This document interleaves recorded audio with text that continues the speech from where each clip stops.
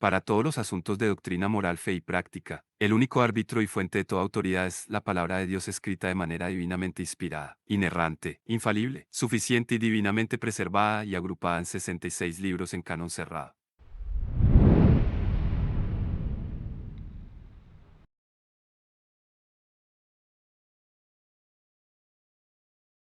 Bendecidos mis hermanos, estamos un día más aquí en Retando Paradigmas. El día de hoy tenemos un programa especial, tenemos invitado de honor.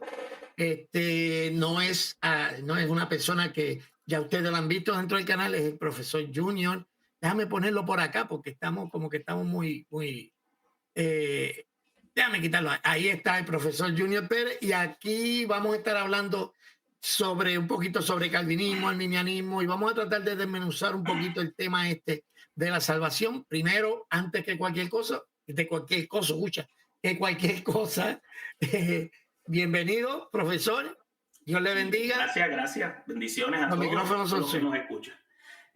Pues le damos gracias al Señor nuevamente. Gracias, Ruby, por la invitación y le damos gracias a la audiencia que nos saca un momento para poder escuchar el programa de Retando Paradigmas y esperamos que en esta ocasión sea de ayuda y a la misma vez de desafío para que cada uno de los que escucha pueda entonces introducirse a la escritura. Acuérdese bien, nosotros vamos a presentar una serie de conceptos, puntos de vista, y usted los va a corroborar con la escritura. Puede ser, usted puede ver que el hermano Rubí presenta un punto, este servidor presenta un punto, y puede ver que usted esté de acuerdo con los dos, como que no esté de acuerdo, pero la intención es que usted vaya a la escritura y usted pueda decir, pero la Biblia dice esto y yo me amparo en lo que dice la escritura y después hace los comentarios que tenga que hacer respetuosamente y con todo ese respeto nosotros vamos a responder a esos comentarios porque en sí queremos saber si la información que estamos transmitiendo es una que es de ayuda para cada uno de ustedes como audiencia. Una vez más quiero decirle que pueden pasar por el canal del profesor Junior Pérez. Dígame de nuevo, profesor, lo encontramos en YouTube? Sí, lo pueden encontrar como Prof. Junior Pérez Cruz o La Voz del Didascalos 13A mayúscula. Y ahí pues van a encontrar estudios bíblicos, algunos sermones. Tenemos un podcast pequeño, el canal apenas acaba de iniciar, pero tenemos estudios bíblicos con diferentes tipos de temas en la cual tiene como propósito que todo aquel que entra al canal pueda utilizar esos estudios e incluso los puede modificar para la necesidad de su congregación, porque esa es la intención. Queremos entonces que la palabra pueda ser de extensión a otros lugares donde nosotros no podemos llegar. Y la única forma, pues entonces tratamos de simplificarlo. Hay estudios cortos, unos poco más largos. Estamos ahora haciendo un podcast de lo que es teología sistemática, y estamos tratando asuntos de lo que es la teología propia y lo estamos haciendo no más de 25 minutos y usted los puede utilizar y a la misma vez compartirlos en su iglesia local. Ok, muy bien. De todas maneras, voy a poner el link al canal del profesor en la descripción para que ustedes puedan entonces acceder a su página. Algo que quiero que nosotros hagamos el día de hoy. Vamos a hablar de, primero, la idea que tenemos de presentar esto no es solamente echarnos a pelear con los calvinistas, ni el profesor ni yo somos calvinistas, pero no es ponernos a pelear. Yo lo hago solo por otro lado. Lo que queremos es presentar una opción dentro del mercado de ideas y usted pues escúchela, haga un juicio de valor, entonces pues usted tomará la decisión que usted quiera tomar. La última vez que nos encontramos estábamos hablando sobre cuál era la intención de Dios cuando nos creó y estábamos hablando de la eternidad, de que en la eternidad ya Dios había preparado de antemano la solución al problema del pecado, que Dios en su presencia eh, ya había planificado cuál iba a ser la solución del problema que el pecado iba a crear dentro de la humanidad. Y dice la Biblia que fue inmolado desde antes de la fundación del mundo el Cordero y que nosotros, o sea, los que están en Cristo, son predestinados a ser hechos conforme a la imagen de ese de ese cordero que fue inmolado, del Hijo. Ok, el día de hoy yo lo que quiero hacer, yo tengo una presentación bien pequeña, ya esto yo lo he hablado en el canal, pero quiero que hablemos rapidito, porque yo creo que no existe, digo, y esta es mi opinión, yo no creo que exista un mejor capítulo o una porción de un capítulo que presente el Evangelio de una manera más clara que el capítulo 3 de Juan. Esa conversación con Nicodemo es muy rica en contenido teológico y el día de hoy yo quiero simplemente que veamos rapidito. Si usted quiere ver una explicación un poquito más profunda o un poquito más larga, usted puede ir al canal y puede encontrarlo. Déjame compartir la pantalla un segundo. A ver cómo hago aquí. Para que podamos... estoy aquí. Comparto pantalla. Y aquí estamos. Estamos, ¿lo ve bien allá profe? No, aún no veo la presentación. ¿No ve nada, absolutamente nada? ¿O No, ve no, Juan aún 3:16? No. No, aún no se proyecta. Ándate. ¿Y cómo así? Se supone que ya se vea. Ok. Yo lo estoy viendo encima de usted. Usted lo debe estar viendo encima de mí. No, pues fíjate, tengo la desdicha de que no lo puedo ver en estos momentos. Lo quité. Uh-huh. ¿Qué usted ve cuando usted ve la pantalla donde estamos nosotros? ¿Qué es lo que usted ve? Ahora lo que veo es que estás hablando con la audiencia, te estás dirigiéndose a ella y es lo que estoy... Ok, pero me ve en la pantalla grande y arriba ve un cuadrito. Si veo la pantalla grande, yo estoy en un cuadro pequeño. En un cuadro pequeño. Ok, sí. voy a compartir pantalla ahora, a ver si pasa algo. Mira, a ver. No, aún no surge. ¿Cómo va a ser? Sí. Porque yo la veo. Aquí yo la veo. ¿Cómo hacemos esto? Pero no hay ningún problema. Si quieres, puedes utilizarlo. Yo tengo aquí mi Biblia. Puedo utilizar la Biblia de referencia. Y porque esto es para la audiencia, acuérdate. Sí. Tú vas presentando los puntos y yo voy siguiendo aquí en las Sagradas Escrituras y vamos entonces yendo al hilo a lo que quieres proyectar, según lo habías mencionado en otras presentaciones que habías dado en el programa. Pues perfecto. Entonces yo lo estoy viendo aquí y se está grabando con esto aquí. No entiendo por qué no lo está viendo, pero eso lo podemos arreglar después. Pero si me siguen la Biblia es la misma cosa. Estoy en Juan capítulo 3. En capítulo 3, sí, estamos en capítulo 3. Ok. Bueno, aquí estamos en Juan capítulo 3. Yo quiero rapidito, no le quiero dar mucha larga a esto porque como les digo, ya yo esto lo hablé en el canal. Simplemente yo quiero que veamos que la intención de Dios desde el principio fue salvar a toda la humanidad. Ese es el propósito mío en hacer esto. Y yo creo que no hay mejor manera que enseñarlo y de alguna manera combatir, si pudiéramos llamarlo de alguna manera, combatir la idea calvinista dentro de este capítulo. Vamos a darle rapidito y le entramos. Sabemos cuál es la historia. Es la historia de Nicodemo. Déjame seguir leyendo. Dice, había un hombre de los fariseos llamado Nicodemo, prominente entre los judíos. Este vino de noche a donde Jesús y le dice algo a Jesús. Le dice, Rabí, sabemos que has venido de Dios como maestro porque nadie puede hacer las señales que tú haces si Dios no está con él. Mira que él entra como todo buen judío, como todo buen maestro de la ley, él creía que la historia de tener una relación con Dios era cuestión de saber algo.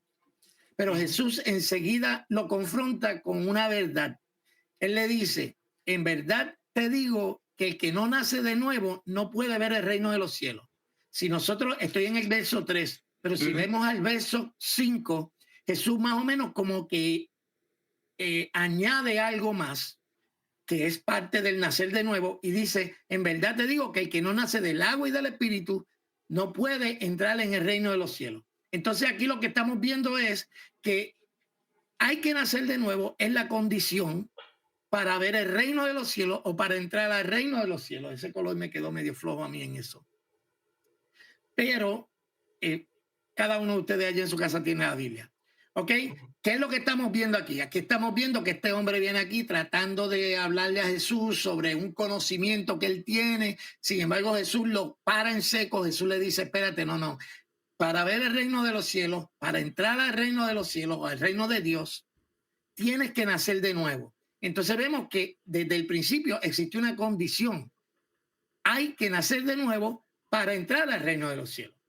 ¿Ok? Si seguimos la conversación, Nicodemo, pues por supuesto en el verso 4, dice, ¿cómo puede un hombre nacer siendo ya viejo? ¿Acaso puede entrar por segunda vez en el vientre de su madre y nacer? O sea, este hombre no está entendiendo nada. Algo bien importante es que cuando Jesús dice, lo que es nacido de la carne, carne es, y lo que es nacido del espíritu, espíritu es, lo que le está diciendo es, mira, esto no puede ser algo que tú puedes lograr ni conociendo algo, ni naciendo de nuevo, porque si nacieras de nuevo, volverías a necesitar nacer de nuevo. ¿Me sigue? Es como que no se trata, estás malinterpretando todo. Tiene que ser un nacimiento del espíritu para poder entonces ver el reino de Dios. Seguimos, porque esto es rapidito. Dice, no te asombres porque te haya dicho, ya sabemos toda esa historia. No te asombres porque te haya dicho, tienes que nacer de nuevo. El viento sopla de donde quiere y oye su sonido, pero no sabes de dónde viene ni a dónde va. Así es todo aquel que es nacido del Espíritu. El nacimiento en el Espíritu es un proceso que aunque se conocen las consecuencias, no se sabe cómo es que se efectuó. ¿Tiene alguna objeción a esa descripción, profesor? No, lo que se puede notar aquí es, fíjate, la misma expresión que Jesús dice, que tiene que nacer de nuevo, y esa expresión era común en la comunidad judía, porque esa frase se le decía mucho a los prosélitos cuando ellos aceptaban el judaísmo. Por eso cuando aceptaban el judaísmo le decían, acabas de nacer de nuevo.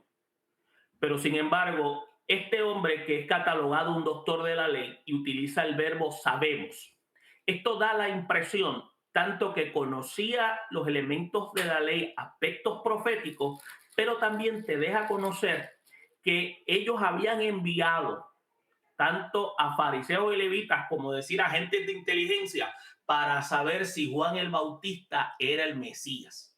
Cuando tú buscas lo que se llama el capítulo 1, versículo 19, permítame un momentito, que dice, este es el testimonio de Juan cuando los judíos enviaron a Jerusalén los sacerdotes y levitas para que le preguntasen, ¿tú quién eres? Confesó y no negó, sino confesó, yo no soy el Cristo. Y le preguntaron, ¿qué pues? ¿Eres tú Elías? Él dijo, yo no soy. ¿Eres tú profeta? No. Le dijeron, pues ¿quién eres? ¿Para qué demos respuesta a los que nos enviaron? ¿Qué dices de ti mismo? Y usted sabe lo que contestó Juan. Yo soy la voz de uno que clama en el desierto. Entonces le da el mensaje, enderezar el camino del Señor, como dijo el profeta Isaías, y eso está expresado en Isaías 40, versículo 3. Y los que habían sido enviados eran los fariseos. Ahí es donde se contesta esa pregunta, Ruby, que tú acabas de mencionar en tu comentario de que sabemos. Esa es una de las alternativas que tienen algunos comentaristas, porque da a entender de que ellos habían enviado una delegación para asegurarse si Juan el Bautista era el Mesías, pero Juan el Bautista le está queriendo decir, ustedes no se han dado cuenta de que el que había de venir ya está aquí. Cuando él continúa o sea, esto es un concepto que para la mente de este hombre obviamente le voló los sesos. O sea, tú tienes que nacer de nuevo. Jesús, cuando Jesús usa la metáfora esta del viento, lo que le está diciendo, tú no lo vas a poder entender. Así como el viento no se ve cuando llega, no se ve de dónde viene, así es todo aquel que es nacido del Espíritu.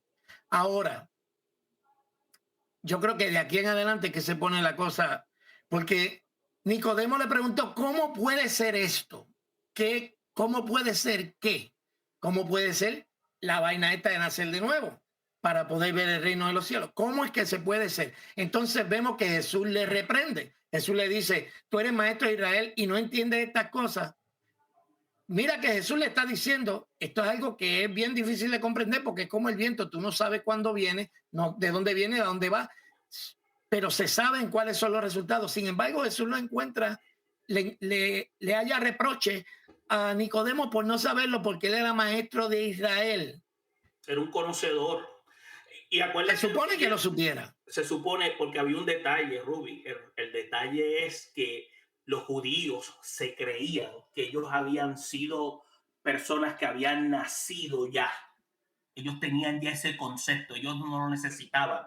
Ellos pensaban que los que necesitaban nacer de nuevo eran los paganos. Entonces Jesús les rompe el esquema diciéndoles, no, tú estás equivocado. Acuérdate, eso lo vamos a ver después en el caso cuando Pablo en Romanos 9.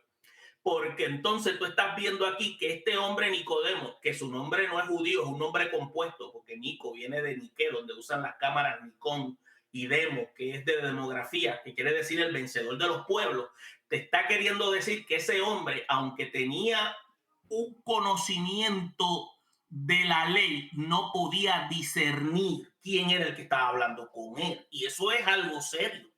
Porque acuérdate, el bautismo que estaba hablándole Jesús, el de nacer del agua y del espíritu, no requiere un bautismo con agua literal. Por eso es que le está haciendo un desafío a dar un paso de un cambio de mentalidad. Porque él pensaba y él se había ya tirado a recostar como ya nosotros somos el grupo escogido. Nosotros somos los que ya estamos, los demás son los que tienen que venir donde nosotros. Por eso es que los judíos, muchos de ellos no se bautizaban porque ellos se creían puros. Y eso es una de las muchas que tú y yo podemos encontrar dentro del marco del pensamiento judío de aquel tiempo. Que Jesús tuvo que romper muchos de esos esquemas. Okay. Sí. Bueno, seguimos aquí. Nicodemo, Dios lo confronta, Jesús lo confronta y dice, pues esto tú lo debes saber, muchacho, tú no eres maestro de Israel. ¿Sabes qué pasa? Que había una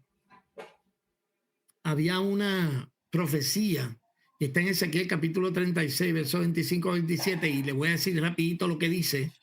Que dice, os rociaré con agua limpia y quedaréis limpios de toda vuestra inmundicia y de todos vuestros ídolos os limpiaré. O sea, hay la limpieza de lo que está hablando ya en cuando dice que tiene que ser nacido del agua y del espíritu. Aquí vemos en Ezequiel que hay dos elementos. Está la limpieza en la que Dios limpia al ser humano de la inmundicia y de sus ídolos, y además le da un corazón nuevo y pondré un espíritu nuevo delante de vosotros. Quitaré de vuestra carne el corazón de piedra y os daré un corazón de carne. Pondré dentro de vosotros mi espíritu. Esa era la profecía que se supone que supiera este hombre. Y Jesús le está de alguna manera llamando la atención por no conocer lo que se supone que conociera. O sea, la Biblia dice, y todos serán enseñados, todos serán enseñados por Dios. El que oye al Padre y el que aprende del Padre vendrá a Cristo. O sea, ya Dios había dicho lo que iba a pasar. El corazón nuevo, la limpieza, esto es todo lo que está hablando en cuanto al nacimiento nuevo, es la limpieza en el agua, por el agua de la palabra, es ese nacer de nuevo en el espíritu, que es un milagro que Dios hace, no es algo que nosotros podemos lograr nosotros mismos, pero sigue la narración. En verdad os digo que hablamos de lo que sabemos y damos testimonio de lo que hemos visto, pero ustedes no reciben nuestro testimonio. Mira qué cosa, que aunque vino donde Jesús está diciendo, ustedes no reciben mi testimonio. Así que puede haber gente que venga donde Jesús sin recibir el testimonio. Porque él constituía ser el testimonio vivo. Por eso es que, y fíjate quién está hablando de él mismo, el mismo Juan, porque Juan lo identifica como el Verbo encarnado. Y él se identifica ahí ese diálogo con Nicodemo, que algunos dicen que lo que tuvieron fue como un encontronazo, porque acuérdate, él era un hombre conocedor, pero parece que cuando lo desafiaron con sus paradigmas, se incomodó. Y entonces eso fue lo que ocurre de esta manera, porque se estaba enfrentando con el mismo Dios que le estaba diciendo, este es el orden por la cual todo aquel es recibido en el reino y es catalogado ante mí elegido. Déjame venir acá. Entramos. Tengo que estar entre sales, pero entonces pues ya quedamos. Se supone que él supiera eso. Ya, o sea, Jesús está diciendo, si ustedes solamente hubiesen puesto atención a lo que se le venía diciendo, ustedes lo hubiesen sabido. Ahora bien, sigue la conversación, Jesús sigue hablándole sobre la cosa esta, ay Dios mío. Jesús le sigue hablando, en verdad, hablamos de lo que damos testimonio y ustedes no reciben nuestro testimonio. Si les he hablado de cosas terrenales y no creen, ¿cómo creerán las que le hablo, si le hablo a las celestiales? Nadie ha subido al cielo sino aquel que bajó del cielo, es decir, el Hijo del Hombre que está en el cielo. Esto es importante notarlo. Mira lo que está pasando dentro de la conversación. En los primeros versos está este hombre llegando donde Jesús. Jesús le pone el requisito que para ver el reino de Dios tiene que nacer de nuevo. Él no lo entiende, Jesús empieza a explicárselo, tiene que nacer del agua y del espíritu para poder entrar en el reino de Dios. Entonces, dentro de la conversación, Jesús lo confronta con la ¿cómo le digo? No sé qué palabra utilizar, es como que ustedes debieron saber esto antes de que yo llegara aquí, para que cuando me vieran, me hubiesen recibido. Porque eso ya estaba declarado por los profetas. O sea, eso que él estaba diciendo no era nada nuevo. Porque acuérdate, los que estaban allí, que eran los maestros de la ley, ¿qué se supone que hicieran con el pueblo? Lo orientaran de forma responsable. Imagínate que la orientación no era buena, que Jesús mismo le dice que se cuidaran de la levadura de ellos.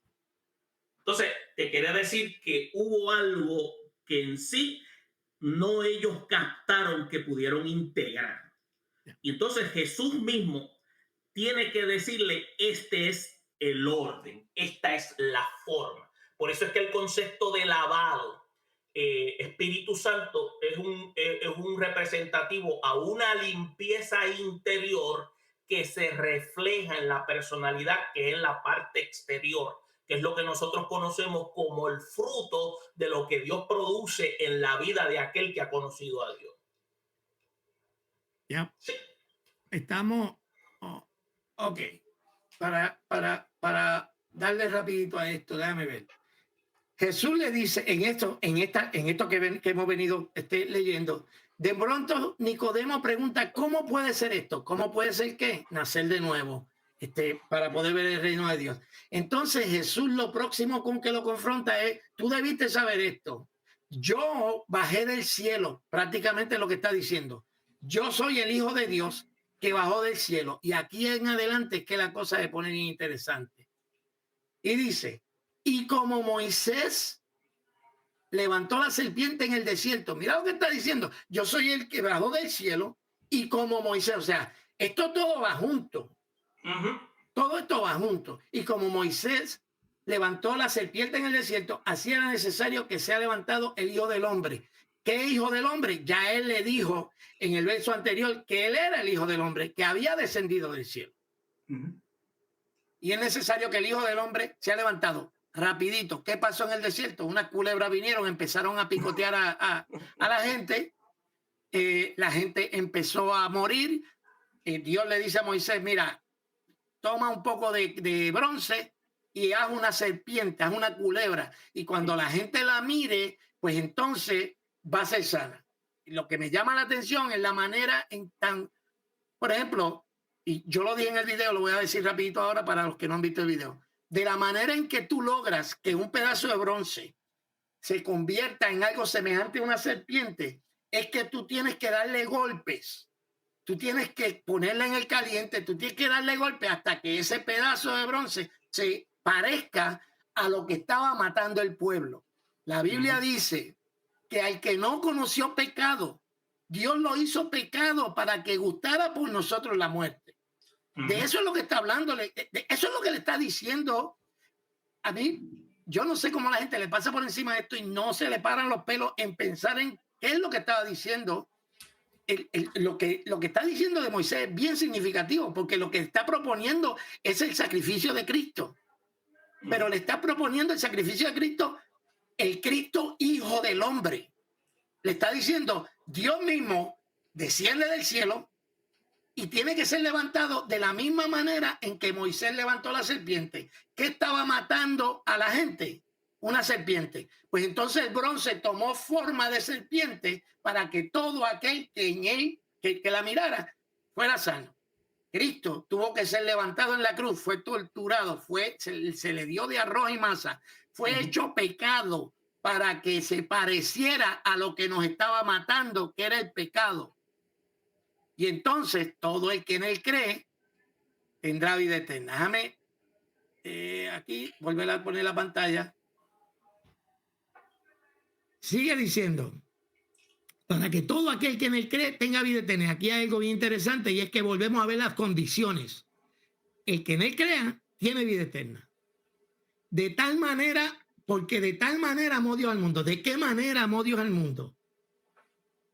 O sea, no es de la manera en cantidad, sino en la manera en calidad. O sea, ¿qué fue lo que Dios hizo que demuestra que amó al mundo? Lo que viene diciendo desde el principio, que el que descendió del cielo, el Hijo del Hombre, tuvo que ser levantado, como Moisés levantó la serpiente en el desierto, para que todo aquel que en él cree, para que todo el que viera, de la misma manera que todo el que viera la serpiente era sano, todo el que en él cree tenga vida eterna. Para que todo aquel que en él cree no se pierda, sino que tenga vida eterna. Sí. Ese versículo que estás mencionando, cuando se utiliza la expresión de tal manera, que en el griego lo que simplemente dice así, para que tenga la misma fuerza en nuestro idioma, en el castellano, se pone a un nivel superlativo. Por eso es que se pone de tal manera. Y cuando se dice de tal manera es lo que tú acabas de describir. Se pone a una intensidad que no pueda ser medida. La calidad de esa pasión que Dios demostró es algo que tú y yo no podemos medir. Entonces, por eso es que te había dicho que no es cuestión simplemente qué es lo que dice la morfosintaxis, cuál es el equivalente categórico para que tú y yo podamos entender lo que eso representa. Entonces, cuando tú ves la expresión de tal manera, no es que, como dicen algunos, a mí no me gusta esa expresión, es que eso no es cuestión de que te guste, es que el elemento de factor cultural para que la morfosintaxis tenga la misma fuerza que en el griego, para nosotros tiene el sentido porque cuando tú dices amó, que está obviamente en un verbo auristo donde tiene una continuidad, tú vas a ver que lo que ama es lo que tú y yo, Rudy, despreciamos a una humanidad caída, el atropello del hombre contra el hombre. El hombre que viola a una niña de 6 años, el político corrupto, nosotros que somos desequilibrados en muchas ocasiones en nuestros comportamientos, en nuestro proceder, eso es lo que Dios amó. Y lo amó porque quiero hacer hincapié. Jesús, cuando usted entiende qué es lo que está diciendo Jesús desde el verso 13 en adelante, que está diciendo el Hijo del Hombre que bajó, él mismo se está poniendo en ese lugar y está diciendo, y como Moisés, o sea, y de la manera en que Moisés levantó la serpiente, o sea, el amor de Dios se manifiesta en que el mismo Dios no mandó a nadie, de que el mismo Dios se sometió al sacrificio por amor del mundo. Nuestros amigos calvinistas dicen que no es amor del mundo, sino que es amor de los elegidos. Pero es que tú no puedes cambiar el significado de las palabras de esa manera porque le quitarías el sentido completo a lo que viene diciendo. Si eso descontextualiza la intención de lo que el autor quiso presentar en la forma en que Jesús estaba hablando con Nicodemo, porque tú estás viendo ahí que cuando Juan lo presenta, Juan está queriendo dejar saber que lo que Jesús estaba queriéndole aclarar a este hombre era no a un grupo seleccionado, era a una humanidad. Por eso, acuérdate, las palabras en el griego, por esto que acuérdate que tanto el idioma hebreo, el arameo y el griego son ricos en contenido. A veces una palabra tiene 8 o 9 significados. O sea, el mundo puede decir cosmos, como también puede ser orden, pero también se define como humanidad caída. Y entonces, si yo quiero si yo voy con una idea preconcebida de que yo quiero que eso diga tal cosa, yo lo voy a decir de esa manera. Pero en el rigor bíblico, tú te vas a dar cuenta que lo que va a resaltar es lo que acabas de decir al principio cuando empezaste a hacer tu ponencia. Que la idea central de Dios es la salvación. Y esa salvación se hace patente en la forma encarnada de Él mismo, aquel ser de lo que se llama, que ahí concordamos con ellos, en el estado depravado total, sin que ese ser depravado pierda su conocimiento porque tiene la capacidad pensante. ¿Ya? Si nosotros vemos la magnitud de lo que estas palabras significan, seríamos mucho más agradecidos. Porque, o sea, no hay como, tal parece que no había una palabra para poder definir de qué manera. O sea, sabemos que sí, fue el Hijo de Dios, Dios se encarnó, vino al mundo, eso es fácil decirlo. Pero son conceptos sumamente complicados para poderlos entender. Porque primero tendríamos que conocer a cabalidad a Dios y no lo conocemos y jamás lo conoceremos. Por lo menos en este cuerpo no lo vamos a conocer. Ahora, ese sacrificio fue por todo el mundo. Y aquí estamos viendo, y en el versículo 17 vemos cuál es la finalidad de Dios en mandar a Cristo al mundo. Dice, porque Dios no envió a su Hijo al mundo para juzgar al mundo, sino para que el mundo sea salvo por él. Ahora bien, nuestros amigos calvinistas nos van a decir que eso no está hablando de todo el mundo, sino que está hablando solamente de los elegidos, porque si fuera a todo el mundo sería salvo. No, de ninguna manera, porque vuelve y nos da en el verso 18, nos da cuál es la condición para acceder a esa salvación.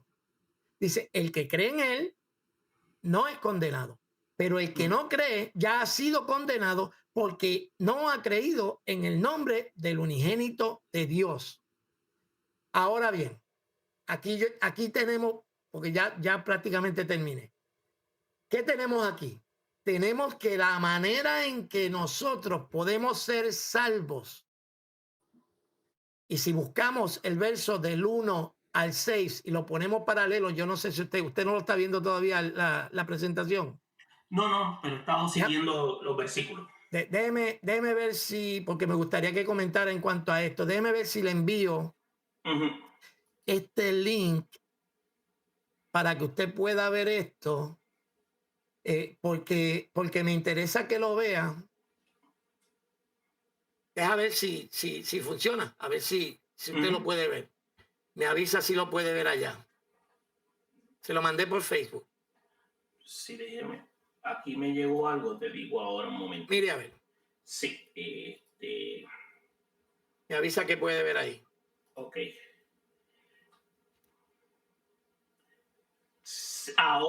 Ahora. Ok. ¿Estamos? Sí. ¿Qué quieres? ¿Cuál? Okay, porque mire la conclusión a la que yo voy a llegar, ¿ok? Ya sabemos que hay que nacer de nuevo. Jesús, de hecho, Jesús le dice, la condición para ver el reino de los cielos es nacer de nuevo, ¿ok? La condición para entrar al reino de los cielos es nacer del agua y del espíritu. ¿Me está siguiendo? Pero sin embargo, del verso 14 en adelante nos dice que la condición para tener vida eterna es todo aquel que cree, es creer. Es mi argumento que tener vida eterna ver el reino de Dios y entrar en el reino de Dios es la misma cosa. ¿Podemos estar de acuerdo? Sí, acuerda que lo que me mencionó, ¿se oye doble? No, sí, Ok, si puede ponerle mute a esa página que usted sí, vio ahora, déjame ver. si se ¿Me puede. escuchas? ¿Me escuchas? Sí, yo lo digo bien. Ok, muy bien. Si tú notas el versículo 3 que dice, el que no conoce de nuevo no puede ver el reino de Dios, está presentando el aspecto de la relación, mientras que el 5 te está diciendo, el que no nace de agua y del espíritu, que es lo que habíamos hablado anteriormente, que tiene que ser una limpieza interior que se refleje en la personalidad. Eso es la evidencia. Acuérdate, vida eterna. Muchos de nosotros la definimos, Ruby, como vida que no se acaba. Pero en la Biblia, vida eterna es más allá que eso.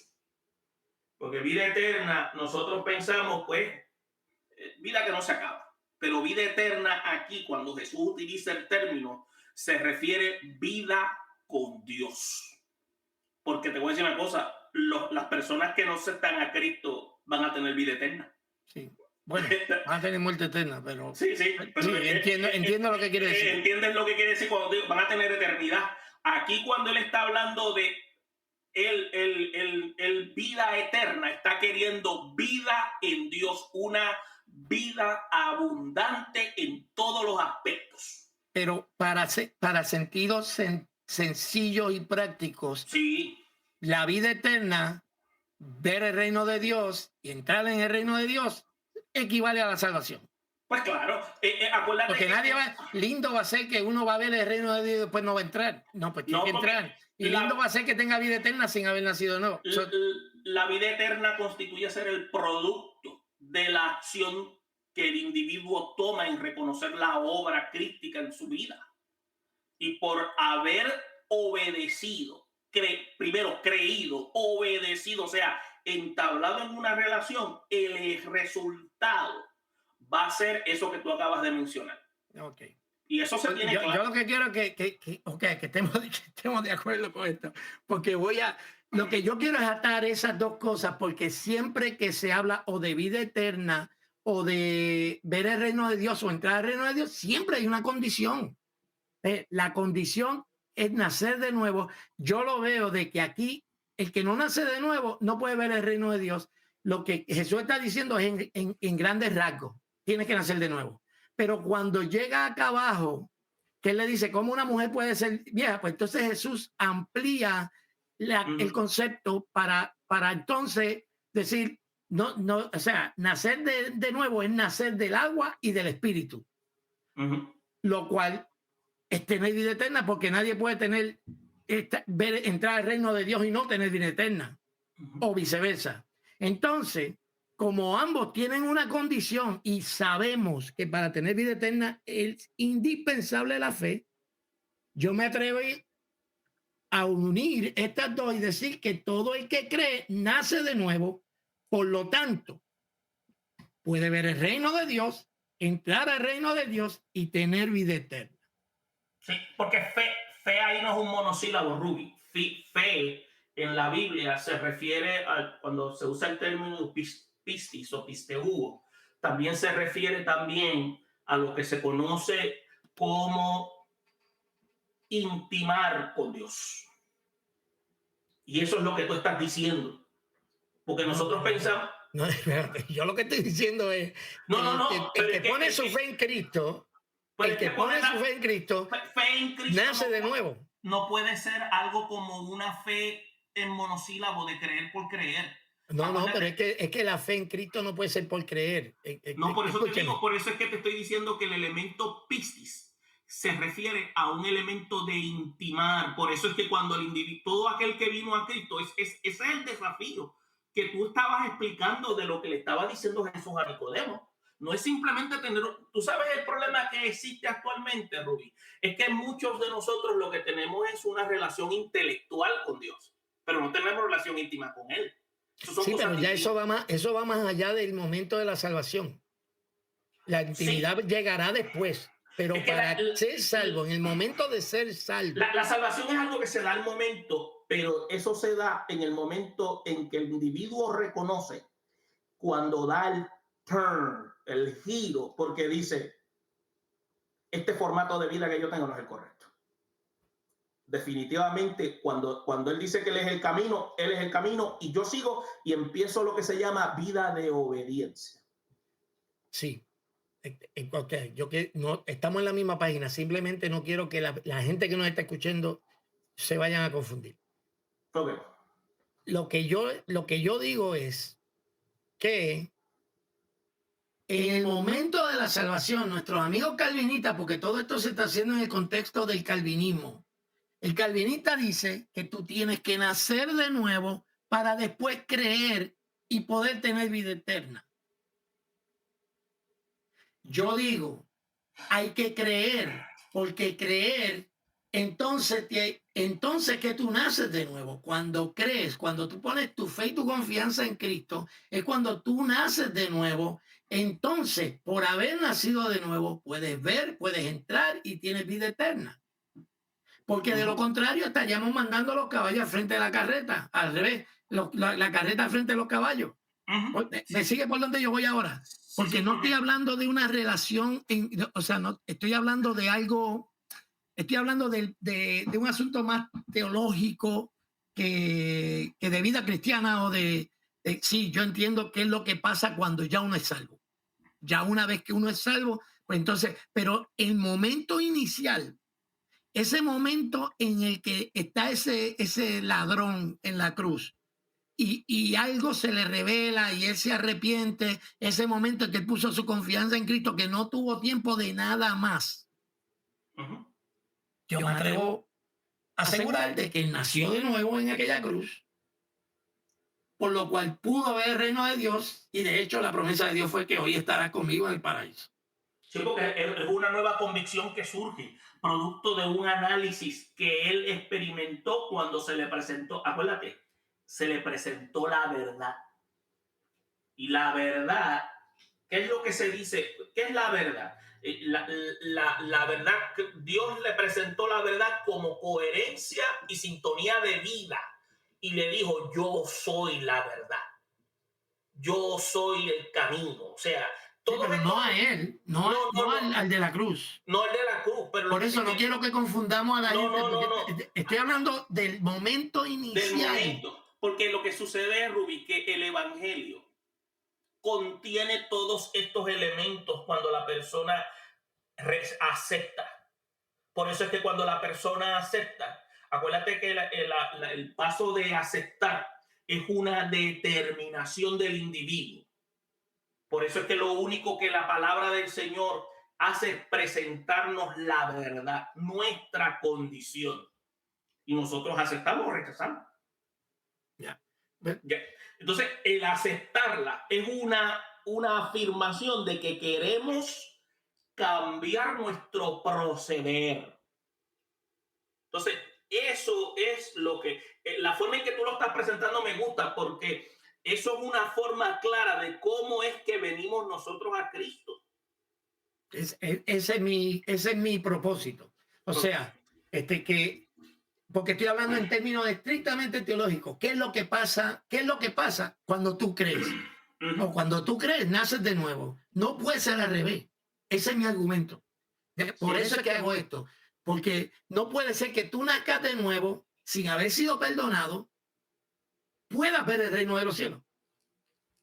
¿Me sigue por dónde voy? Los calvinistas nos dicen que primero tú naces de nuevo para que después tengas fe. Sin embargo, si seguimos ese orden, tenemos gente que pueden ver el reino de Dios, pueden entrar al reino de Dios sin haber sido perdonados, sin haber pasado por la cruz, sin haber sido justificados de sus pecados.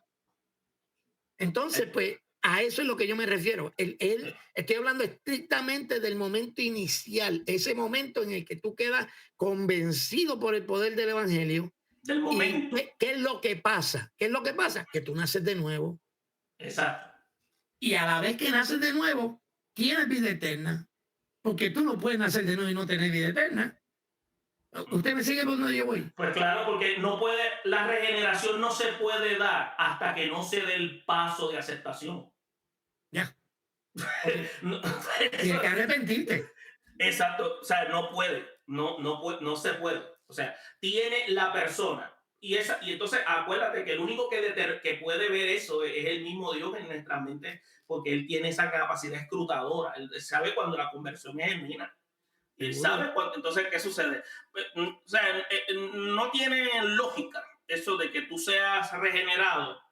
Entonces, el problema de esto es que cuando tú le pides que lo articulen, no lo articulan, porque tampoco lo pueden articular. O sea, por lo menos articúlamelo para poder yo entenderlo, porque yo no lo entiendo. Yo lo que entiendo es que si yo reconozco mis pecados y yo los confieso y yo recibo al que me puede perdonar, empieza en mí un proceso de regeneración. La salvación es un acto, ya la recibo, pero el proceso de regeneración es algo continuo que termina hasta que... Ya. O hasta sea, que yo pienso, yo creo que porque es que en teología se usan tantos términos, porque está la santificación, está la regeneración, está la salvación. Yo creo que en el momento en que tú crees, en el momento en que crees, te pasa por encima un tren y te vas para el cielo. O te ahoga con un bombón, te vas para el cielo. Pues claro. Pues, ahora, mientras estemos en esta tierra, hay un proceso de santificación que llega, porque Dios te va moldeando hasta la imagen del varón perfecto. Sí. Pero algunos dicen que nacer de nuevo y ser nueva criatura son cosas distintas, porque uno tiene que ver con lo que es el paso de fe y otro tiene que ver con lo que es el magisterio de la iglesia, que es la ayuda al proceso de discipulado. Y eso se respeta, eso no es ningún problema. Porque como tú dices, hay personas que aceptan a Cristo y tienen los días contados, pero hay otros que no. Nosotros hemos tenido esa dicha, por lo tanto hay una demanda de vida, lo que nosotros definimos como vida de santidad. La vida de santidad es una vida que vamos a tener de comenzar a comportarnos diametralmente opuesto a las demandas que tiene un mundo caído. Y que digo, aunque yo creo en la seguridad de la salvación, sí, yo también creo que debe haber un cambio. Sí, porque el fruto es la evidencia del trabajo continuado en nuestras vidas. O sea, no es que no esté de acuerdo con esa aseveración que usted hizo, pero ¿qué pasa, por ejemplo? Nos vamos a desviar, mejor no, porque nos iremos a seguridad de salvación y eso es un poco más complicado. Acuérdate que eso es un regalo, eso no se discute. Lo que estamos hablando, acuérdate que mientras estemos en este mundo, tú y yo vamos a demostrar, vamos a presentar flaquezas y situaciones, pero tenemos que tener siempre consciente nuestra incapacidad, que es lo que nos permite a nosotros a mantenernos siempre cuando fallamos, reconocer nuestras fallas, todas esas cosas. Pero yo no puedo vivir pensando de que mi salvación es tan delicada que yo la pueda perder por cualquier estupidez. O sea, yo una vez escuché un predicador que me dio grima diciendo que se puede perder que de aquí a la esquina usted puede perder la persona. El sacrificio de Cristo entonces no fue eficaz. O sea, la salvación es un regalo. Es como, por ejemplo, la salvación es algo que Dios otorga. La salvación es una. La aceptamos. Lo podemos rechazar. Los regalos tú los puedes recibir o los puedes abandonar. Ahora, la Biblia te habla de apostasía. Hay personas que deciden dar un giro de 180 grados. Ahora, eso se puede dar. Pero te acuerdas, tú hiciste un acuerdo con Dios en que tú querías que tu vida estuviese en sus manos. Por lo tanto, tú no tienes las demás opciones, porque en el momento en que tú y yo aceptamos a Cristo, esa fue nuestra última acción libre. ¿Ves? De cierta manera, pero sí existe o sea, de nuevo nos vamos a enredar con el... No, pero acuérdate que no hay que salirse a la tangente. Cuando decimos expresiones de esta manera, no estamos queriendo decir que nuestra vida es dirigida por Dios, porque hay cosas que Dios me va a decir, bueno, mijo, usa el sentido común, yo todo el tiempo me estás preguntándome a mí. ¿Entiendes? O sea, porque tampoco nos vamos a ir al extremo. O sea, hay cosas que yo tengo que usar el sentido común. Cuando Dios no habla, Dios me dice que usa el sentido común. O sea, no, pero cuando, o sea, sí, pero cuando, déjame terminar con esto y vamos a seguir la conversación. Déjeme, porque ya nos vamos a ir para otro lado. Ok, ¿qué es lo que yo quise traer con Juan capítulo 3, que es uno de mis capítulos favoritos dentro de la Biblia y más ahora que pude abundar un poquito más en él? Es lo siguiente, mi gente. La responsabilidad Dios no se la dejó a Dios. La responsabilidad se la dejó al hombre. Por más que nuestros amigos calvinistas digan que no, que Dios, si Dios haya culpable a un hombre, fue porque ese hombre podía y no quiso recibir el regalo de Dios. Los versos son completamente claros. Y termino con este verso 18. El que cree en él no es condenado. Mira qué fácil lo puso Dios. Pero el que no cree ya ha sido condenado porque no ha creído en el nombre del unigénito de Dios. Dios, después de haber hecho el plan entero, hizo todo el trabajo para que la decisión fuera tuya. Ahí entonces entraríamos a si el hombre tiene la habilidad para poder aceptar ese regalo o no, lo cual yo creo que aunque el hombre está depravado, no está inhabilitado a responder. Exacto. Al regalo de Dios. O sea, depravado no quiere decir que tú estés incapacitado en el elemento de pensar o utilizar capacidades cognitivas, porque eso es parte de la imagen, que es lo que desafortunadamente algunos de nuestros hermanos quieren hacer ver, que tú y yo estamos, lo que llaman en inglés, unable to, pero no. Tenemos la capacidad. ¿Por qué entonces se te lleva el mensaje de salvación? Porque el ser humano tiene la capacidad de analizar y poner en perspectiva su realidad existencial. Por eso es que se sostiene de que Dios no es responsable. O sea, entonces eso sostiene, Ruby, de que esa determinación de Dios de querer salvar al mundo, mira, es universal. Ahora, lo que sucede es que nosotros somos los que decidimos ser salvos, ¿no? Ya. Yo estoy de acuerdo con eso 100%. ¿Entiendes? O sea... Porque de lo contrario, como Dios me... Y vamos a entrar en Romanos capítulo 9 ahora, que usa mucho ese verso. Esos versos lo usan mucho para decirnos, déjeme cerrar aquí, que esto me está distrayendo, que usan mucho esos versos para decirnos algo como que Dios predestinó a cierta gente para que fueran salvos y ellos no pueden ser salvos, los demás. Vamos a entrar a Romanos capítulo 9, ahora mismito. Sí, y es lo mismo que acabas de decir, Ruby, en cuanto a lo que mencionaste del Evangelio de Juan capítulo 3. Es una evidencia clara de la intencionalidad de Dios en salvar, al punto que Él mismo se encarna para hacer patente la obra salvífica, no a un grupo, a todos. Ahora, y es como cuando trataste de aclarar, que lo aclaraste en la cuestión de lo de universalismo. Cuando Dios vino en la persona de Jesús a salvar, estaba dándole la opción a todo aquel que le creyese. Es por eso que tú te das cuenta que esa obra salvífica no es una obra salvífica que simplemente tiene su inicio desde Jesús. Si te das cuenta, antes, en el Antiguo Testamento, la salvación era por fe, porque mira, Abraham no era judío, sus descendientes. O sea, cuando el pueblo judío nace, Dios establece lo que se llama un pacto de vasallaje con ellos, y a ellos se le llamaban un grupo escogido. ¿Por qué? Porque Dios entonces les da una constitución, les da unas leyes y les da una forma de cómo conducirse. Pues claro que eran escogidos, porque en comparación a los demás pueblos que estaban allí, los demás pueblos eran paganos. Y al ser paganos, ¿qué diferencia había? La diferencia era que el Dios del pueblo de Israel hablaba y los demás dioses de los pueblos paganos no hablaban. Ahora, ¿qué tú puedes notar como evidencia? Que Dios le imparte unas directrices, le da una ley como una institutriz, La ley lo que servía era para hacerlos conscientes del pecado, pero la ley no los salvaba. La ley lo que los ayudaba a ellos era a comenzar a integrar que el Dios que ellos servían era un Dios moral.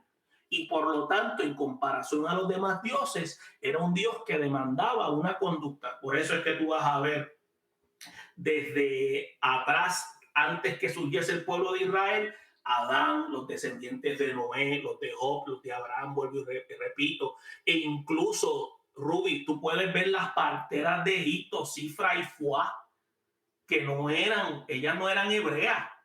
Ahora, la Biblia no cuenta más de la historia, pero ellas creían en el Dios que obraba en el pueblo de Israel. Ahora, ¿qué pasó con Rahab, con Naamán el sirio? El pueblo de los ninivitas, cuando el tiempo de Jonás, que Jonás era un hombre que tenía un temperamento y quería que Dios castigara al pueblo. Tú estás viendo que Dios no tenía acepción de persona. Ahora, al pueblo de Israel se le demandaba vivir de acuerdo a unas leyes y a unas normas, porque se demandaba, porque el Dios de Israel era un Dios moral. Ahora, todos estos que te acabo de mencionar fueron salvos. Ellos creyeron y no eran judíos. Ellos creyeron en el Dios de Israel. El creer fue lo suficiente. Ahora, si me preguntan, bueno, y la expiación, bueno, era limitada más que para el pueblo, porque los paganos no entendían lo que era eso en el tiempo del Antiguo Testamento. Aún la expiación no borraba los pecados, de todas maneras. No borraba los pecados, pero la intención era despertar una conciencia en ellos para decir, esto, aunque me borre el pecado un año, yo quiero vivir como que quiero vivir en integridad. Por eso es que en la Biblia tú vas a notar que la expresión hombre justo era como decir que vivía en santidad. Y con todo y eso que era hombre justo, tenía que cumplir según la ley. Entonces tú vas a notar que eso se lleva al nivel más elevado cuando esa ley se transforma en la persona de Cristo, cuando Él dice, yo vengo aquí, mira, a demostrarle a ustedes cómo es que se cumple la ley. Cómo es que se cumple el sábado. Cómo es que se llevan a cabo todos estos sacrificios. Porque yo voy a hacer el sacrificio perfecto. Entonces te das cuenta que la obra expiatoria de Él es una obra que tiene un alcance que todavía todo aquel que le recibe alcance esa salvación. ¿Y por qué mencionamos todo esto?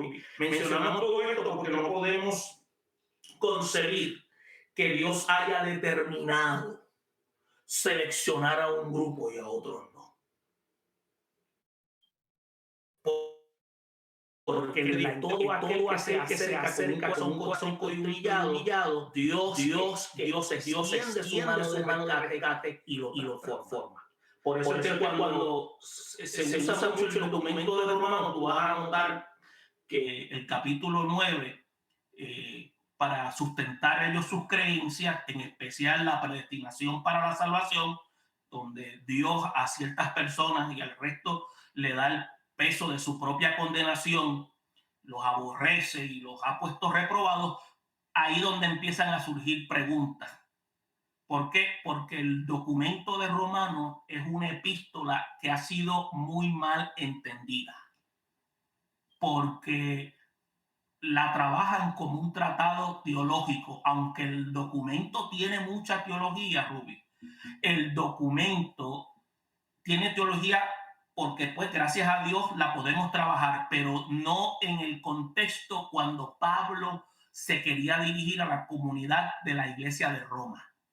Es por eso que cuando Pablo, el romano, no fue a hacer lo que se llama un tratado teológico, él no dijo, voy a hacer un tratado teológico para los de Roma. Por eso es que tenemos que preguntarnos que la mayoría de los cristianos que les gusta el libro de Romanos, tú le preguntas y te dicen que por qué, te dan la razón que por qué le gusta Romano, y te dicen que es por la justificación. Pero es que Romano, si tú quieres hablar de la justificación, vete a Galatas.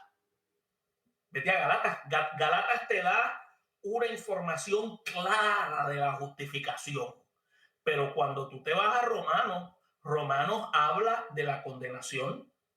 Habla de la condenación, lo puedes encontrar desde el capítulo 1 al 3.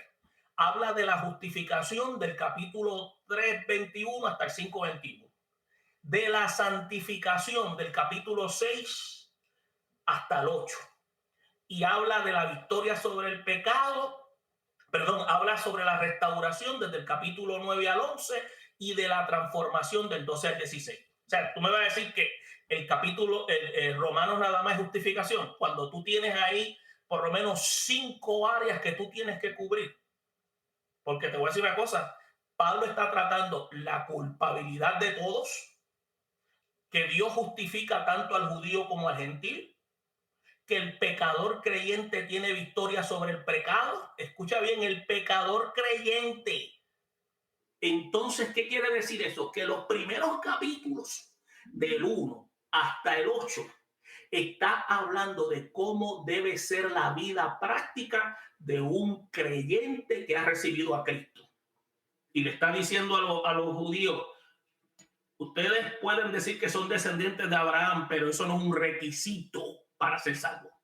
Ustedes pueden tener todo el conocimiento filosófico, pero eso no tampoco es un requisito para ser salvo. Entonces tú vas ahí y entras al 9 y el 9 es como un paréntesis. Es un paréntesis. Es un paréntesis porque habla de lo que podríamos decir de un asunto con el pueblo de Israel, porque es una situación que el pueblo de Israel está viviendo. Acuérdate, entonces revela toda la verdad de todos aquellos que se apoyan en la ley. Y eso es lo que entristece al apóstol Pablo. Entonces tú vas a ver en el capítulo 9 que se apoyan en la ley, en la elección y en las tradiciones. Escucha bien, la elección, donde nuestros hermanos utilizan ese concepto para decir que Dios elige a algunos. Entonces, pero no el de Cristo, por lo que son que endurecidos por la roca de tropiezo. Entonces tú vas a ver que la palabra de Dios se convierte en salvación para algunos y se convierte en condenación para otros. Ahora, ¿por qué? ¿Cómo es posible eso, Rudy? Fíjate, si tú te pones a analizar el sol genera efectos distintos. Por ejemplo, en el barro, al barro lo endurece. Sin embargo, a la cera la derrite. Quiere decir que son los elementos los que van a ser afectados de acuerdo a sus características. La palabra de Dios puede convertirse en una herramienta que puede endurecer el corazón de un individuo, no porque Dios lo quiere endurecer, sino porque el individuo no quiere aceptar su realidad existencial. Pero hay otros que el corazón va a ser como la cera que los va a derretir y vienen a la salvación. Y es la misma palabra. Es la misma palabra. Entonces, tú estás viendo que en el capítulo 9 es como si Israel hubiese sido puesta aparte. Por eso es que hay que ver el capítulo 9, el capítulo 10 y el capítulo 11 como una triada de asuntos relacionados con lo que se llama el fin escatológico, que habla de la elección de Israel, habla de la rebeldía en el capítulo 11, habla de rebeldía o fracaso, creo que habla del capítulo 10, entonces habla también del tiempo de espera y de su endurecimiento del remanente escogido y su restauración futura del reino. Quiere decir que, en otras palabras, que Dios no se ha olvidado del pueblo de Israel, pero le está queriendo decir, escucha bien, al pueblo de Israel como nación, porque si un hebreo acepta a Cristo, entra en la comunidad de fe. ¿Estamos claros en ese sentido? El verdadero hebreo es el del corazón. Exactamente. O sea, porque una cosa, como yo le digo a los estudiantes, una cosa es ser israelita, una cosa es ser judío, una cosa es ser hebreo. Israelita es nacionalidad, hebreo es raza y judío religión. Ahora, el trato en la cual se habla en el capítulo 9, tú estás viendo unas condiciones donde ves al apóstol Pablo presentándose con una tristeza. ¿Por qué? Porque el pueblo, acuérdate, la peor abominación que cometió el pueblo fue haber rechazado al Mesías. Entonces, tú vas a ver que el pasado de Israel fue un fracaso. El presente, tú estás viendo que Israel está endurecido.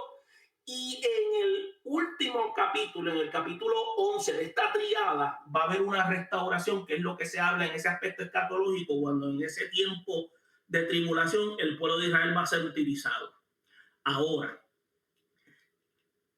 tú vas a observar que la salvación no es un asunto exclusivo de un pueblo o linaje o cultura como creían los judíos, sino de todos aquellos que se acercan a Dios por la fe en Cristo.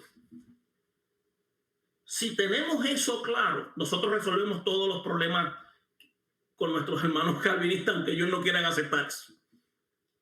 Porque si tú te pones a observar, eso es lo que habla el capítulo 9. Porque habla del dolor de Pablo, de su amor por los hermanos israelitas. Ahora te pregunto yo, ¿tiene más amor Pablo que Dios? No. Gracias. Comparación. Pues claro. Entonces, cuando buscas el versículo 4 y 5, que son las cuestiones del fracaso de Israel, mira, y buscas el versículo 6, ¿ha fallado acaso Dios en su palabra? Mira, la respuesta es no. Dios no ha fallado en su palabra. Él ha cumplido, porque en base a la escritura, los hijos de Dios no son hijos según la carne o por descendencia o por linaje humano, sino según la promesa de la fe. Por eso es que tú vas a notar que le presenta toda esta comparación de los hijos de la promesa, de el tiempo de Jacob, Esaú. Eso, porque acuérdate una cosa, no querían aceptar al hijo de Abraham, al mayor, porque era hijo de la esclava. Y los judíos decían, también nosotros podemos manejar eso. Pero entonces él le trae el caso de Jacob y Esaú, que eran gemelos y habían nacido, entonces decía, tú sabes la expresión que dice que el menor servirá al mayor. Ahora, esa profecía se cumplió, eso no se cumplió, porque al contrario, Jacob sirvió a Esaú, porque ese pasaje no se refiere a individuos, se refiere a nación. Yep. Ese ha sido mi problema de siempre cuando hablamos de Romanos capítulo 9, cuando, o sea, en una lectura natural del verso, de nuevo, los expertos en griego quieren desmenuzar cada verso y desvirtuar el concepto entero, pero cuando tú lo lees de una manera natural, vemos que Pablo de lo que está hablando es, mira, Dios no ha fallado la promesa de ninguna manera, porque Dios los escogió y estamos claros de que Dios escogió a Israel. Si Dios escogió a Israel soberanamente.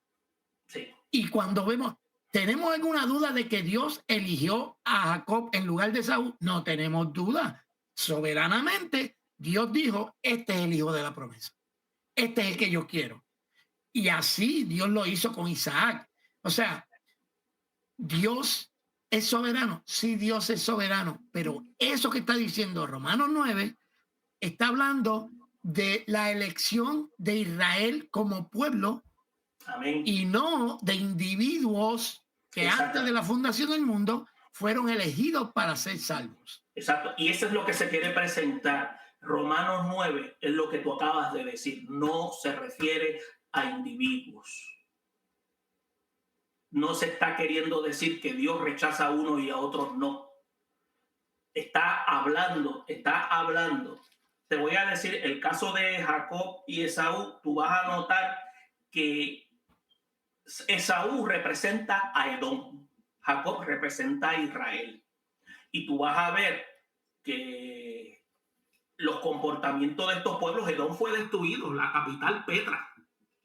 Cuando tú vas a la historia. Pero ese ejemplo te demuestra a ti el estado de corrupción que había. Pero entonces este hombre usurpador, Jacob, tenía también otras intenciones, pero Dios dentro de esa intencionalidad pudo ver luz a través del túnel y dijo, este hombre pues, va a ser parte del propósito que yo tengo. Y mira, llevó a cabo su propósito. Por eso es que esta es una posición muy personal. O sea, Dios decreta los eventos, pero no los protagonistas. O sea, es como la discusión que tú tenías con el hermano con el Daniel Hernández, Daniel, ¿verdad? Con referente a Judas y qué sé yo. O sea, que si él había sido escogido.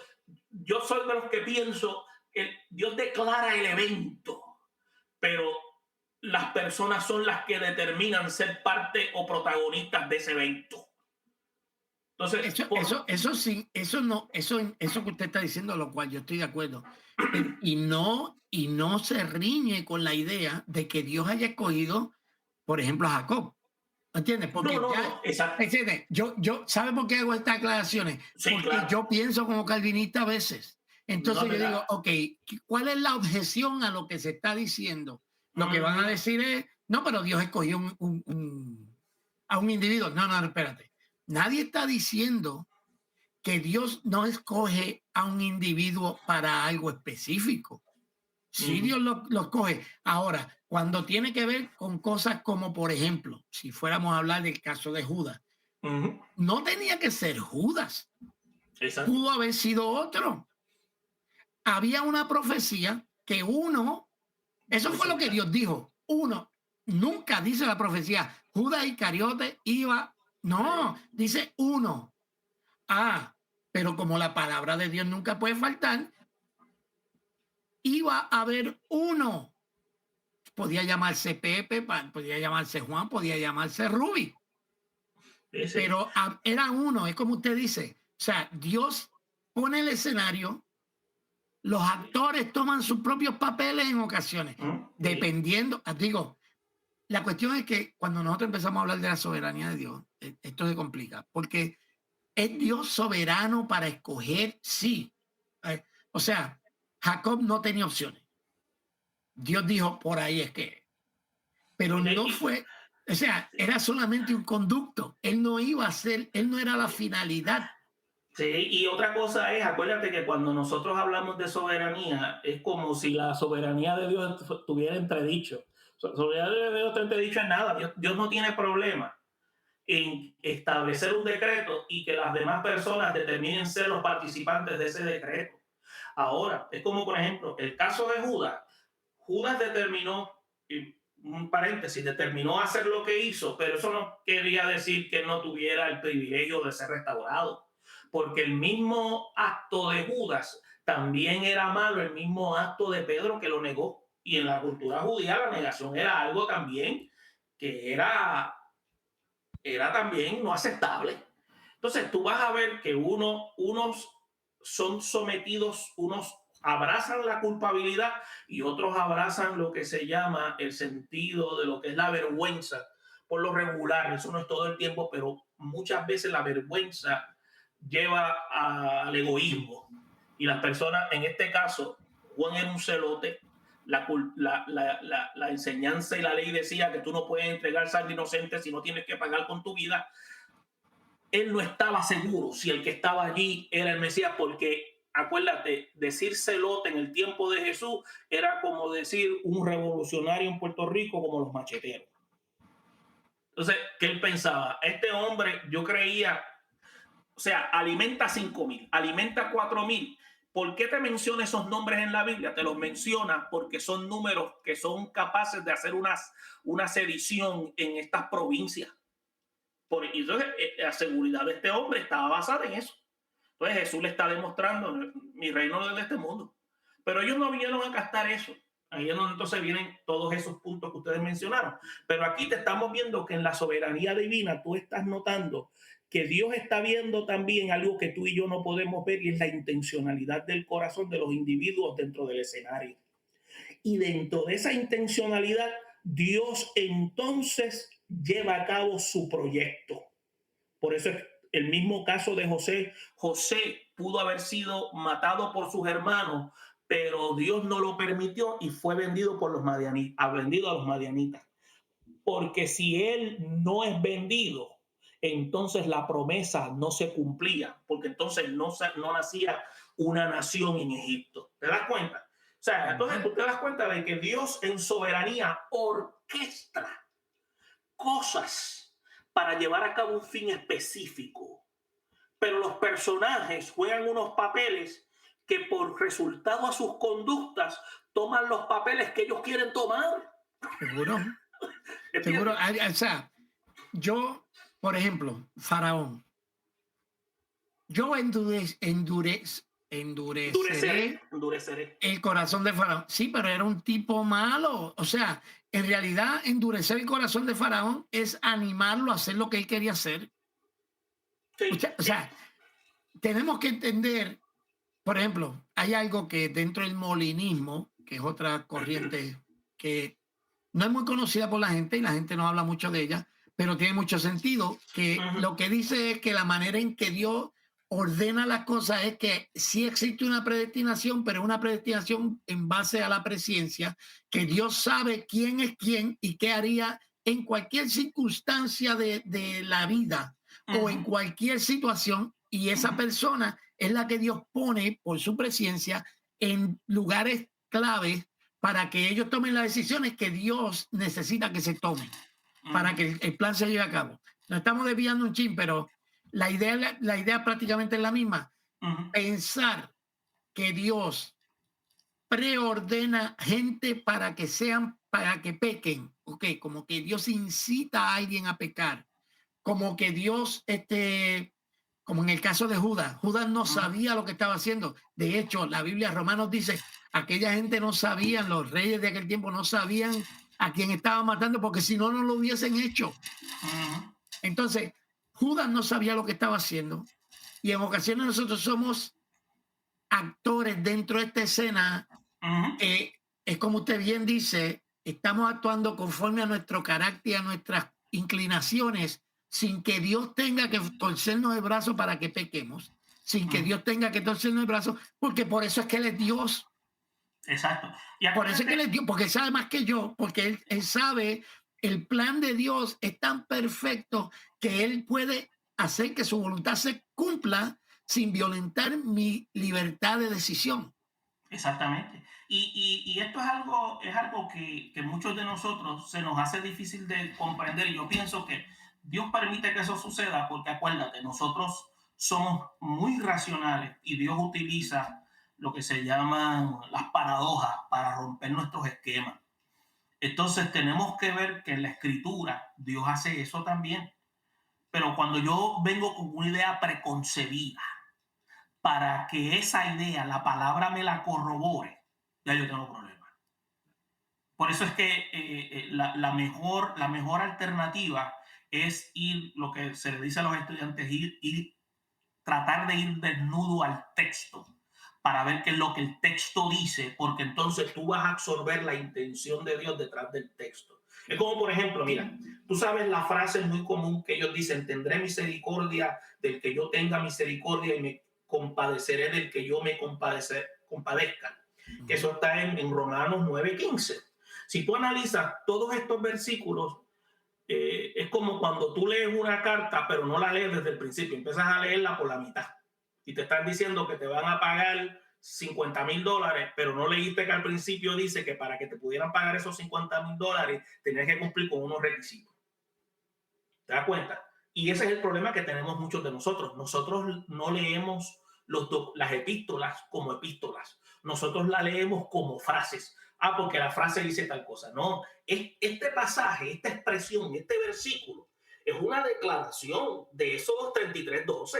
Esto no es algo que Pablo lo inventó. ¿Por qué? Porque Pablo le está queriendo dejar saber al pueblo judío lo que también Moisés quería darle también directrices a Dios.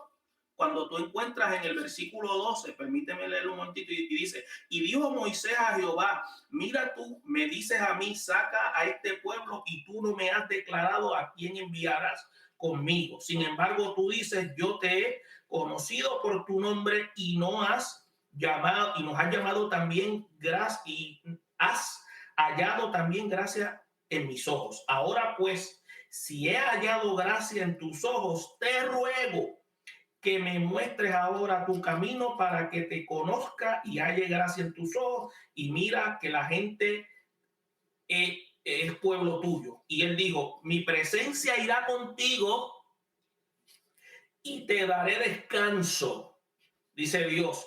Y Moisés respondió, si tu presencia no ha de ir conmigo, no nos saques de aquí. y he aquí se conocerá aquí que he hallado gracia en tus ojos, yo y tu pueblo, sino que tú andes con nosotros y que yo y tu pueblo seamos apartados de todos los pueblos. Él quería, como dicen en mi barrio, el juez Sacao, sácanos a nosotros y fastidia a los demás. A nosotros nada más, a nosotros elegidos. Y mira lo que le dice Dios en el 17.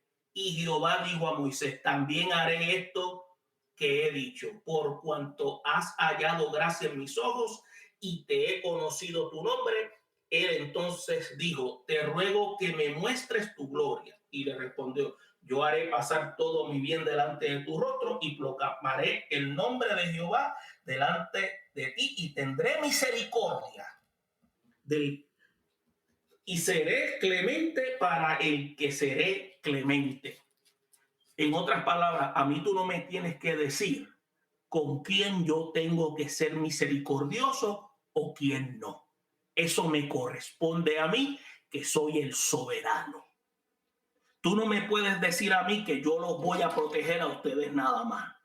Porque si yo veo dentro de los paganos gente que tiene un corazón justo, yo puedo extender mi mano para tener misericordia. Y esto es lo que se saca de contexto diciendo que a Dios le da la gana escoger a unos y a otros no. Yo tengo mucho problema con eso porque cuando tú vas al texto, tú ves que el Dios que le habló a Moisés le vuelve y le recuerda a esa descendencia de Moisés o esos descendientes que él sigue teniendo esa autoridad. Y para concluirlo de esta forma, Romanos 9, con el respeto de los hermanos, o sea, ellos lo pueden utilizar, le pueden hacer, ellos dicen que le hacen exégesis, pues yo, con todo el respeto, ellos hacen exégesis, porque lo que hemos presentado aquí son evidencias de ya documentos que están en el Antiguo Testamento. O sea, es el trato del Dios con el pueblo de Israel, de su pasado, de su presente endurecido y de lo que va a hacer en su restauración para ponerlo en la plenitud de los gentiles. Ese es el trato de Dios en esa triada de capítulos. Yep.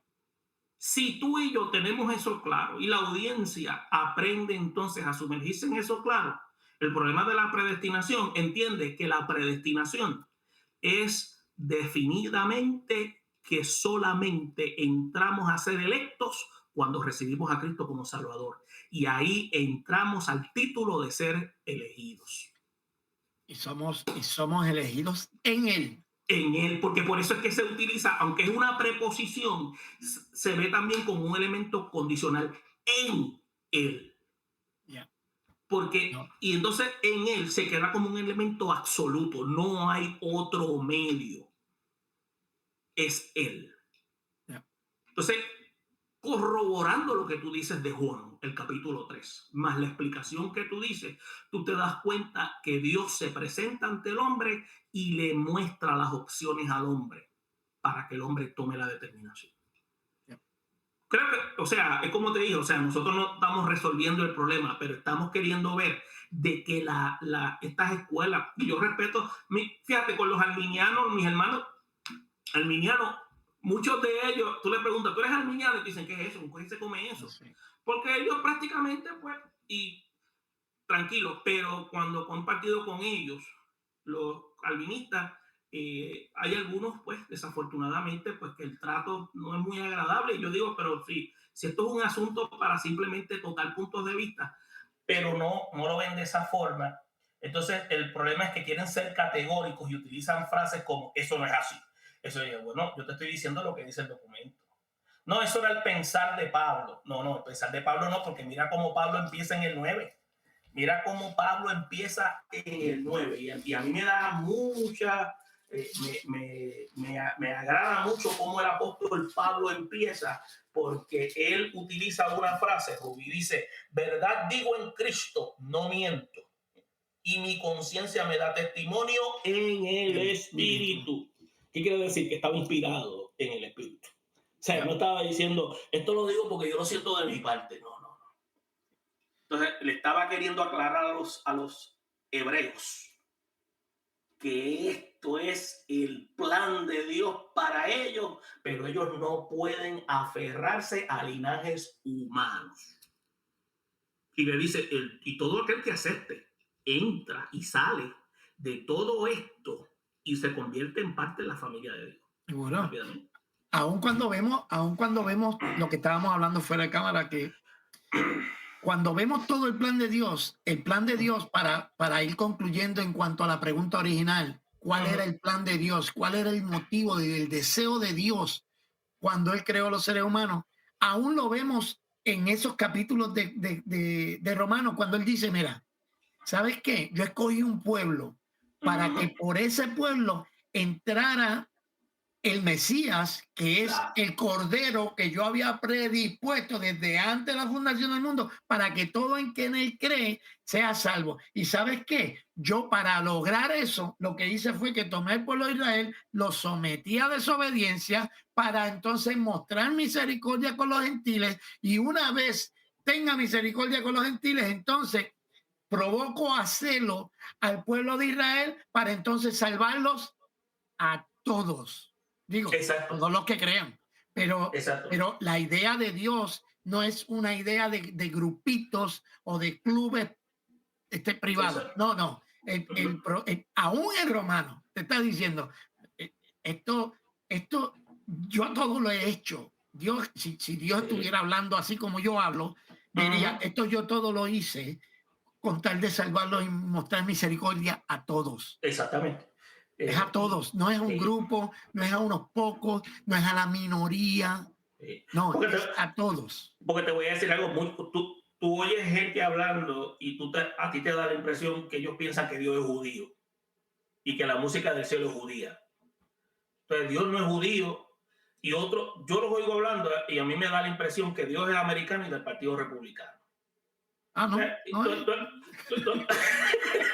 Tú sabes, pero yo respeto todas esas cosas, pero Dios, tú sabes, y como Dios es acultural, tú te das cuenta que a Dios no le importa la cultura, Dios lo que ve y el lenguaje de Dios son los pensamientos. Tú te das cuenta que cuando Dios ve el pensamiento de un individuo, si hay un interés genuino, Dios va a llegar ahí. Bueno, por eso es que tú vas a ver la obra de transformación en las vidas. Como también hay personas que aunque tú le presentes el plan, endurecen sus conciencias. Pero ellos la endurecen, no es porque Dios se le endureció, es porque ya ellos han determinado no creer. Y eso es lo que se define más bien como la blasfemia, que es prácticamente lo que se conoce, lo que Dios no perdona, que es el pecado no confesado, la impenitencia. Pues, a veces le damos una definición, pero el pecado que Dios no perdona es aquel pecado que no se confiesa. Yo estoy convencido, especialmente cuando uno lee, por ejemplo, Hebreos capítulo 6, cosas así, que habla de la gente que después de haber conocido, da la impresión que tuvieron la habilidad de negar a Cristo después de haberlo recibido. No sé por qué me fui por ahí, porque no era eso lo que quería decir, pero sí. Pero ahora que mencionas eso, ese ejemplo es bien claro porque el autor de Hebreos, que se dice que es un escriba de peso pesado, está hablando de unos judíos que luego de haber abrazado la fe, como dicen en mi barrio, agarraron en tercera y querían virar para atrás para el judaísmo porque en el judaísmo no los perseguían. Por eso es que cuando tú te das cuenta que se utiliza la fe, la certeza de las cosas que se esperan, la convicción de lo que no se ve, a lo mejor lo estoy diciendo al revés, pero te está queriendo decir de que más que una definición es una declaración de convicción. Entonces, ¿qué sucede? Y eso es lo que pasa con muchas personas. Y ellos le están queriendo decir, el que quiera seguir a Cristo va a padecer persecución. Y tiene que tener las convicciones bien puestas. Yeah. Entonces, eso deja plasmado que en nosotros, si estamos claros, o sea, y esto que estamos discutiendo, estos son asuntos, lo que se llama periferales, o sea, esto, pues, esto no tiene que ver nada con la salvación, todos somos hermanos en Cristo, o sea, que, los encontramos, nos bebemos una taza de café y todo tranquilo, a pesar pues, de los roces. Pero todo esto lo que nos debe llevar a nosotros a concientizar de que tenemos que ser más bíblicos y ver cuál es la posición de Dios por encima de nuestras escuelas. Yep. Yep. Entonces, porque eso nos va a ayudar a qué? A tener siempre la posición de Dios por encima de la nuestra, Yep. que es la intención. Bueno, es todo lo que yo quería decir. No creo que tengo más. Nuestro mayor compromiso es con la verdad. Al final del día es con la palabra de Dios. Y si a mí me dirige a una escuela de pensamiento la cual yo no haya adoptado, pero si la verdad me dirige a mí, ahí, ¿qué hace uno? Tienes que abrazar la verdad por encima de tu escuela teológica. Y eso es lo que está faltando mucho, porque dogmatizamos demasiado en cuanto a lo que creemos, como si como si ya hubiésemos resuelto los conflictos que son, para mí esto va a seguir hasta que nos muramos y veamos claramente cómo Dios es. Bueno, pues yo creo que ya llevamos ya vamos para 2 horas. Yo creo que le hemos dado, yo espero que ustedes, los que nos están viendo, hayan disfrutado esto. Yo voy a tratar de ponerle capítulos, no prometo nada, pero voy a tratar de ponerle capítulos abajo en la descripción para que usted pueda brincar, y si de pronto usted está viendo el video y no puede verlo completo, pues entonces usted puede volver de nuevo a ese capítulo y seguir viéndolo donde mismo lo dejó. Yo tengo YouTube Premium, que yo no sé si funciona en otro YouTube. Cuando usted ve YouTube, cuando vuelve a ese mismo video, ¿lo encuentra donde mismo lo encontró o tiene que empezar a ver desde arriba? Lo encuentro donde mismo lo dejé, sí. Okay, pero por lo regular casi siempre tengo la costumbre de, me pongo a ver un video, trato de terminarlo a la vez. O sea, yo sé que todo el mundo no hace lo mismo, cada cual es distinto, ¿no? Pero he tenido esa experiencia, sí. He visto, por ejemplo, algunos videos y donde me he quedado, ahí empieza. Veremos a ver entonces cómo lo hacemos. Bueno, para concluir, es mi conclusión en cuanto a esto, que el deseo de Dios es salvar no solamente a algunos, salvarlos a todos. Pero Él estableció cuáles eran los límites, cuál era la entrada, quién era la puerta, y todo el que quiere ser salvo. Y todos los seres humanos quieren ser salvos. Todo el que se cree pecador quiere ser salvo. Solamente tiene una vía, y es Jesucristo. Rechazamos de plano la idea de que Dios arbitrariamente, antes de la fundación del mundo, escogió un grupo. Rechazamos de plano la idea de que Dios no ama a todo el mundo.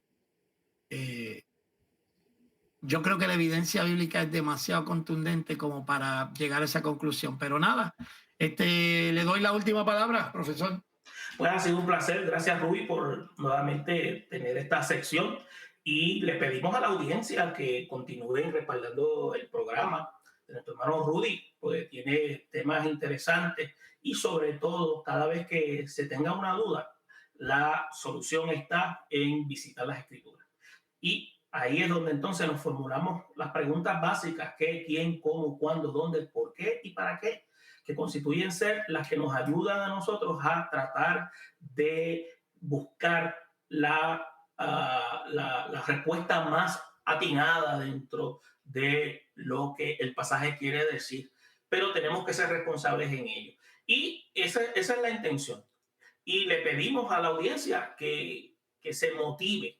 Acuérdense que a nadie le gusta, prácticamente le gusta mucho que la información se le dé, pero cuando usted empieza a investigar, usted le da ese apetito y usted empieza a aprender e incluso quisiera compartir esas experiencias. Y esperamos que de la misma forma que a nosotros pues, nos sucede, ustedes también lo puedan hacer con otras personas.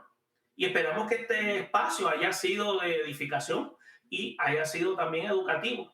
Y porque eso es lo que queremos. Queremos que ustedes puedan ser informados y a la misma vez tocados a través de la palabra de Dios para que puedan seguir hacia adelante. Y muchas gracias, Ruby, por la oportunidad. Bueno, en este momento pues nos vamos a despedir. Ahí se las dejo para que la piensen.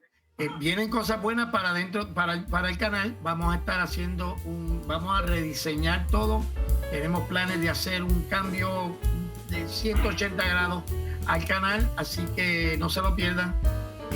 Si usted no se ha suscrito al canal, suscríbase al canal, de la campanita para las notificaciones. Igualmente al canal del profesor Junior Pérez. Vaya que eso a usted no le cuesta nada, es de cachete, y bien pocas en las cosas de la vida son gratis, ese es uno. Y nada, será hasta la próxima. Dios me los bendiga. Dios les bendiga a todos.